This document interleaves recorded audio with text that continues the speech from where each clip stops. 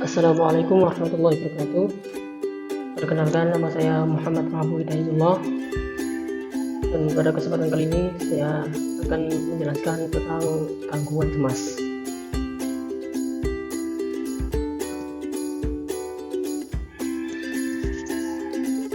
Apa itu gangguan cemas?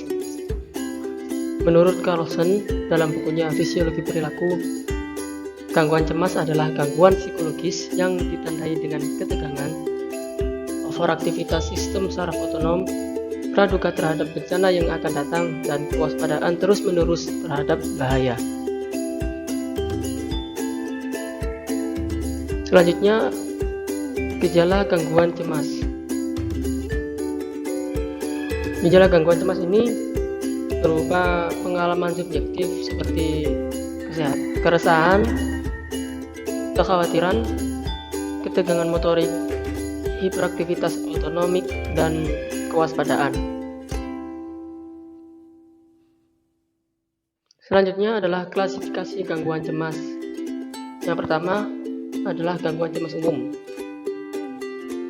Gangguan cemas umum ini berbeda dengan seperti yang kita alami ketika kita maju di tempat umum atau saat kita melakukan presentasi.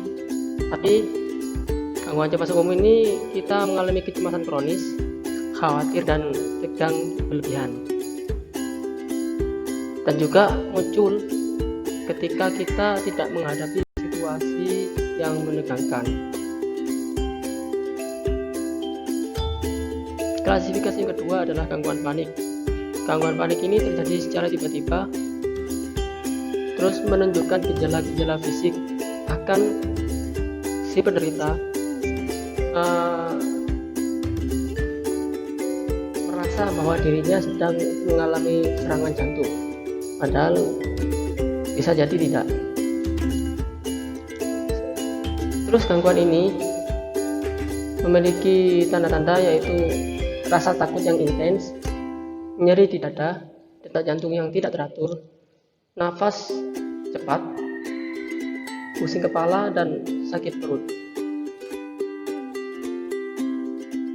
Klasifikasi yang ketiga adalah fobia sosial, di mana si penderita itu merasa gugup di lingkungan baru atau tempat ramai, dan dia khawatir ketika dia berada di lingkungan baru atau lingkungan yang ramai itu dia akan mempermalukan dirinya sendiri, terus menyinggung perasaan orang lain, atau bahkan dia takut akan ditolak oleh lingkungannya.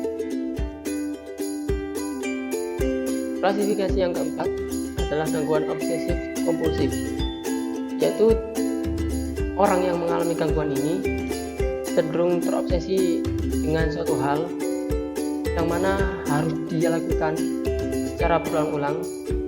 Bila tidak dilakukan, dia akan sangat cemas tak terkendali.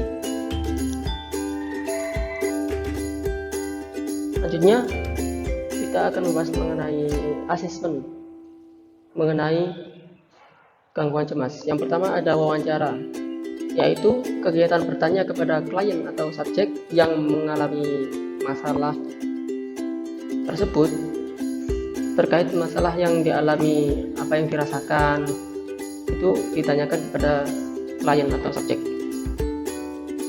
Asesmen yang kedua yaitu observasi.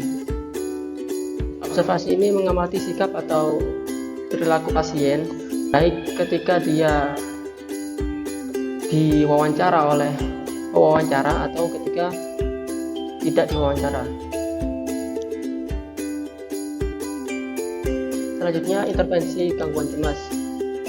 Yang pertama, gangguan cemas atau penderita gangguan cemas ini intervensinya berupa pemberian obat-obatan seperti anti cemas, antidepresan, atau alprazolam, yang mana alprazolam ini dapat menurunkan kecemasan dengan cepat.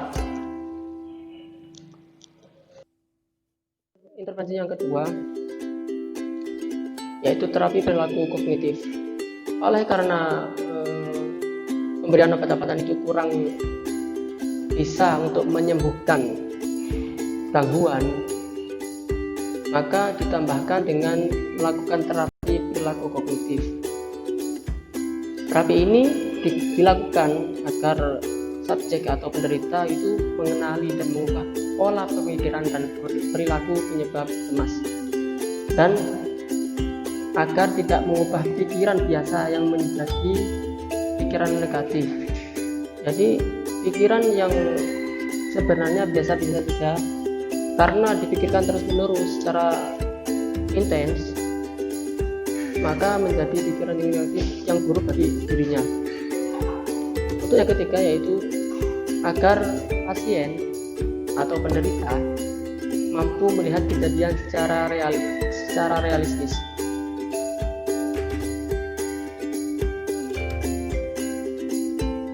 Sekian dari saya.